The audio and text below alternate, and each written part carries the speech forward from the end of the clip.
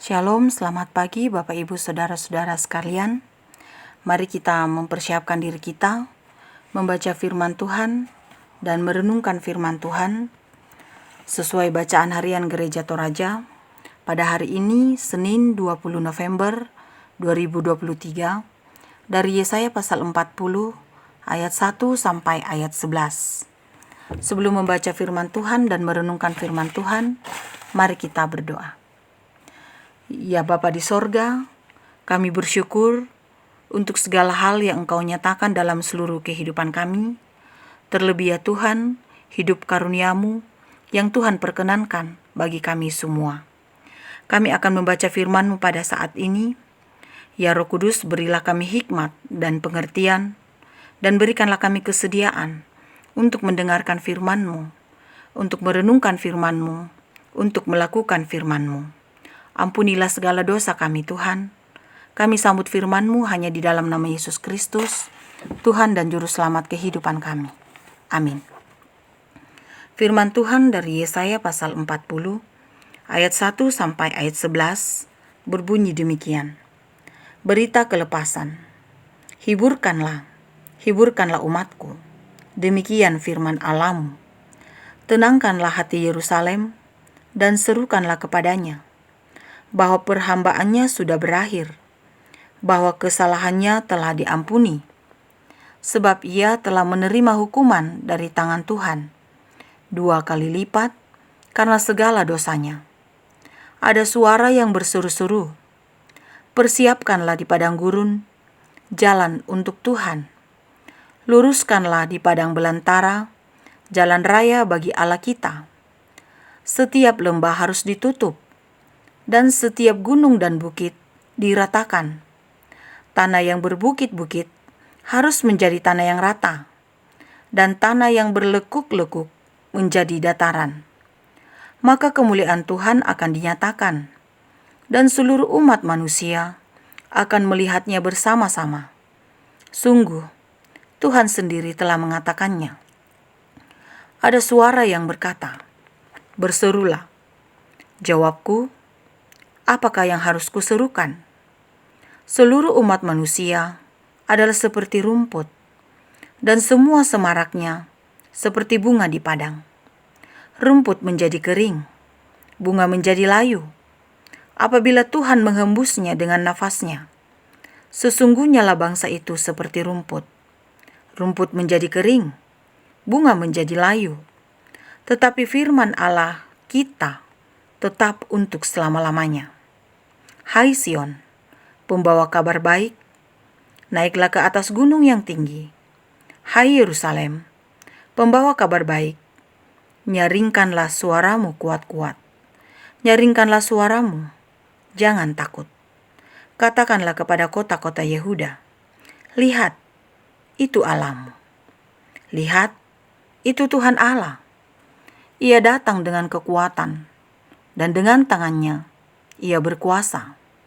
Lihat, mereka yang menjadi upah jeripayanya ada bersama-sama dia, dan mereka yang diperolehnya berjalan di hadapannya. Seperti seorang gembala, ia menggembalakan kawanan ternaknya dan menghimpunkannya dengan tangannya.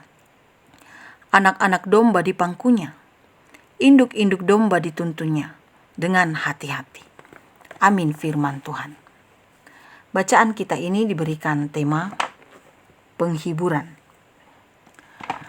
Jika kita dalam kesesakan, atau dalam pergumulan, atau dalam beban, maka satu hal yang diinginkan dalam masa-masa seperti itu, segera lepas dari persoalan itu, karena tentu membuat kehidupan sulit. Namun apakah ketika kita ingin lepas dari persoalan, maka persoalan segera lepas, hilang dari hidup seseorang? Tentu tidak. Maka yang sangat penting dibutuhkan dalam kesesakan, atau dalam beban, atau dalam pergumulan adalah adanya penghiburan. Penghiburan tentu datang dari pihak Tuhan. Maka kepada bangsa Israel, kepada umat Tuhan, dinyatakan penghiburan. Penghiburan yang dimaksud datang dari pihak Tuhan sendiri, melalui hambanya, Yesaya. Yesaya menghibur umat Tuhan dan bernubuat kepada umat Tuhan. Kabar baik segera disampaikan, bahwa masa hukuman akan segera selesai, akan segera berakhir, akan segera usai, dan keselamatan serta berkat dari Tuhan akan segera datang atau segera tiba. Dalam kesulitan-kesulitan seperti inilah, maka penghiburan dari Tuhan dinyatakan. Umat Tuhan ada di dalam pembuangan, namun pun demikian, kasih Allah dinyatakan kepada mereka. Allah datang menjumpai umatnya melalui hambanya Yesaya. Dan Yesaya mengungkapkan tentang penghiburan. Di ayat 1, bahkan mengungkapkan tentang bagaimana ketenangan akan dialami oleh umat Tuhan. Bahwa apapun yang mereka alami adalah bagian dari cara Tuhan untuk memurnikan umatnya, agar segala berbalik dari Tuhan, berbalik dari apa yang mereka lakukan yang tidak sesuai dengan kehendak Tuhan, segera datang kepada Tuhan. Karena itu, kekuatan dari Tuhan datang kepada umatnya. Kekuatan yang tiada bandingnya. Kekuatan oleh tangan Tuhan sendiri. Karena di dalam kekuatan Tuhan itu, maka kemuliaan Tuhan dinyatakan. Dinyatakan kepada semua orang. Dinyatakan kepada semua umat Tuhan. Tentu kemuliaan yang dinyatakan dalam hal ini, sebagaimana yang diungkapkan di ayat 5 bacaan ini, bagaimana umat Tuhan akan menyaksikan kemuliaannya ketika mereka dilepaskan dari pembuangan di Babel. Bahwa hanya di dalam tangan kuasa Tuhanlah mereka akan mengalami pembebasan itu. Tidak ada kekuatan yang lain, tidak ada kuasa yang lain yang dapat membebaskan mereka, hanyalah dengan kuasa Tuhan. Jikapun kita melihat gambaran-gambaran yang dialami oleh umat Tuhan dalam bacaan ini, kita mendapatkan bahwa keberadaan umat Tuhan diibaratkan seperti rumput yang kering, bunga yang menjadi layu. Tetapi tentu semarak itu akan segera datang dari pihak Tuhan sendiri. Karena Tuhan adalah gembala yang baik, yang tidak akan pernah meninggalkan umatnya berjuang sendirian tanpa pemeliharaannya. Ayat 11 bacaan ini menggambarkan bahwa seperti seorang gembala, ia menggembalakan kawanan ternaknya dan menghimpunkannya dengan tangannya. Anak-anak domba di pangkunya, induk-induk domba dituntunnya dengan hati-hati. Kabar berita ini, sukacita yang dialami dan digambarkan dalam bacaan ini akan segera dialami oleh umat Tuhan. Dan janji itu bukan sekedar kata-kata, karena Allah sendiri yang bertindak. Kemuliaan Allah dalam seluruh kehidupan umat Tuhan layaklah dipuji dan dimuliakan. Karena Allah sendiri senantiasa memelihara kehidupan setiap umat yang menaruh harapan kepadanya. Karena itu dalam seluruh kehidupan segenap umat Tuhan, kehidupan saya dan kita semua, mari menengadah hanya kepada Tuhan saja, menantikan penghiburan dari Tuhan saja. Firman-Nya dalam Matius pasal 5 ayat 4 mengungkapkan, berbahagialah orang yang berduka cita, karena mereka akan dihibur. Maka setiap orang yang datang kepadanya, yang ada dalam beban, dalam pergumulan, dalam kesesakan, mereka akan dihibur olehnya. dan kemuliaan Tuhan nyata di dalam Yesus Kristus. Yesus Kristus datang ke dalam dunia membawa keselamatan bagi semua orang. Yesus Kristus memberikan kekuatan bagi segenap orang dalam pergumulannya, dalam bebannya, terlebih dalam beban dosa. Dia melepaskannya.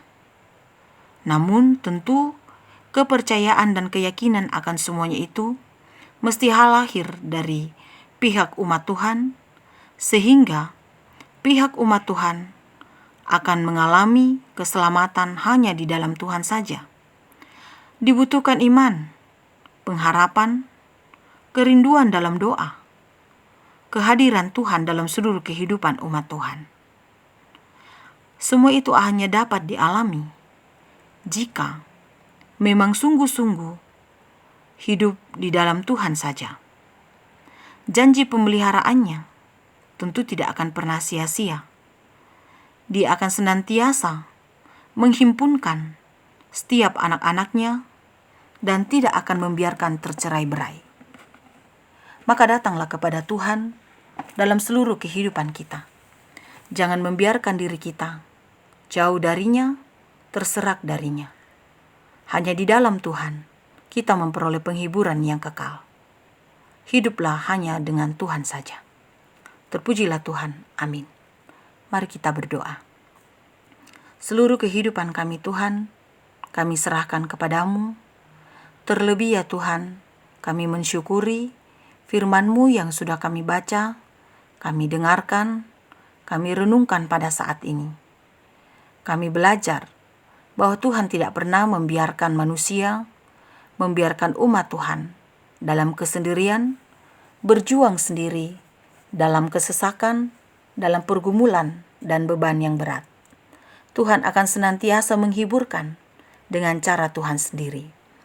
Tentu ini menjadi kekuatan bagi kami, dan ajari kami untuk senantiasa beriman hanya kepada Tuhan saja, mengandalkan kuasa dan pengasihan-Mu dalam seluruh kehidupan kami. Berkatilah firman-Mu ini Tuhan, dan kami senantiasa berpedoman dengan firman-Mu menjalani hidup karunia Tuhan. Di pagi hari ini Tuhan kami berserah kepadamu, membawa segala kehidupan kami, membawa segala pergumulan kami, membawa segala aktivitas kami. Tuhan memelihara, Tuhan menguatkan, dan Tuhan memampukan kami. Kami yakin dan percaya ya Tuhan, bahwa hanya di dalam Engkau kami memperoleh kekuatan dan penghiburan. Kami berdoa kepadamu ya Tuhan, untuk segala rencana kehidupan kami. Biarlah semuanya boleh kami alaskan di dalam Tuhan, dan boleh terjadi hanyalah seturut dengan kehendak Tuhan. Biarlah kasih karunia-Mu terus dinyatakan bagi setiap anak-anak-Mu, yang berseru hanya kepadamu saja, sehingga damai sejahtera dari-Mu Tuhan, senantiasa menaungi dunia ini, menaungi bangsa-bangsa, menaungi negara kami, menaungi seluruh kehidupan kami, menaungi pemerintah kami. Kiranya terus boleh memimpin kami ke jalan yang Engkau kenan. Sungguh kami mau mengandalkan kuasa dan kekuatan hanya dari-Mu saja ya Tuhan, dalam mengelola seluruh kehidupan kami. Ampunilah segala dosa kami Tuhan. Berdoa kepadamu hanya di dalam nama Yesus Kristus, Tuhan dan Juru Selamat kehidupan kami. Amin. Selamat beraktivitas Bapak Ibu Saudara-saudara.